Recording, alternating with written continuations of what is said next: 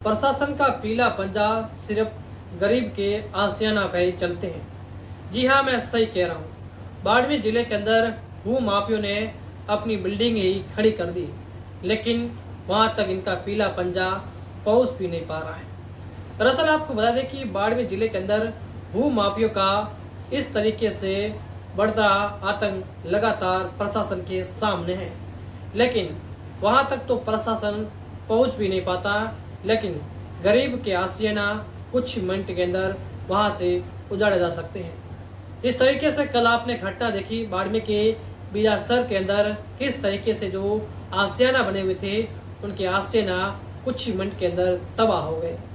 उनके बच्चे रोते रहे, महिलाएं रोती रहीं, वहाँ के लोग पुरुष सारे रोते रहे, चिल्लाते रहे कि साहब हमारी मदद कर दो, लेकिन किसी ने तक नहीं सुनी। जी हाँ, मैं बता दूं कि जिस तरीके से वो माफिया द्वारा जो जमीन बेची जा रही है वहाँ पर आप रोक लगाई है। दरअसल जो लोग खरीद रहे हैं वो तो ना समझ है, वो तो उन्हें पैसे दे रहे हैं, उनसे खरीद रहे हैं, पट्टे भी मिल रहे हैं, लेकिन भू माफिया द्वारा जो है अवैध सरकारिया संपत्ति बेची जा रही है, उस पर आखिर रोक कब लगेगा, ये बड़ा सवाल है। कई बार प्रशासन द्वारा जो है कार्रवाई की जाती है, लेकिन फिर उनके पास बड़े नेताओं या मंत्रियों के फोन आते हैं, वो कार्रवाई रुक जाती है। ऐसा इसलिए कह रहे हैं कि बाड़मेर की पुलिस की जमीन पर भी अवैध कब्जे थे। जब पुलिस द्वारा जो है वहाँ पहुंची तब वहाँ के भू माफिया वहाँ से भागे।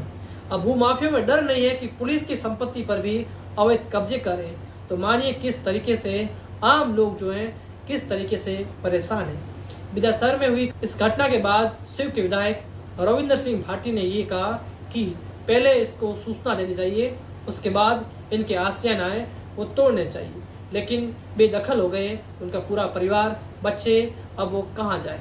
आज उन्होंने जिला कलेक्टर का घेराव किया, रोते बिलखते हुए जिला कलेक्टर के परिसर में पहुंचे, उन्होंने गुहार लगाई कि हमारे सर आशियाने टूट गए।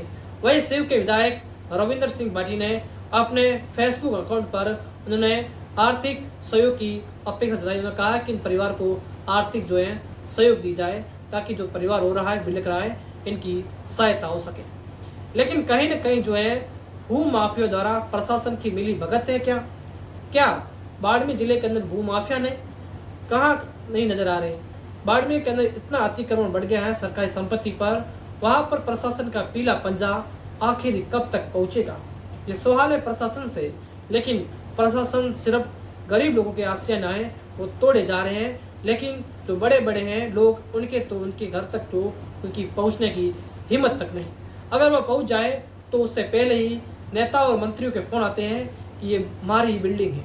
लेकिन आप मानिए कि गरीब लोगों के आशियाने टूटते हैं तो वाकई में मानिए उन परिवार पर क्या बीतती है, ये भला इंसानियत होती है, वो ही समझ सकता है। लेकिन जिस तरीके से कल घटना देखी, उस घटना के बाद सोशल मीडिया पर एक जंग छिड़ गई है कि कहीं न कहीं जो है प्रशासन का पीला पंजा है और गलत जगह पर चल गया है।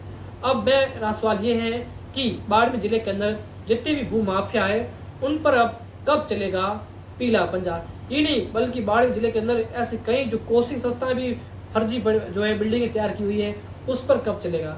ऐसे में बाड़मेर के अंदर कई जो है जिस तरीके से देखा जा रहा है बड़े बड़े लोगों की जो है भू माफियों की जो है बिल्डिंगें तैयार हो रही है खुले शहर में, उस पर कब चलेगा।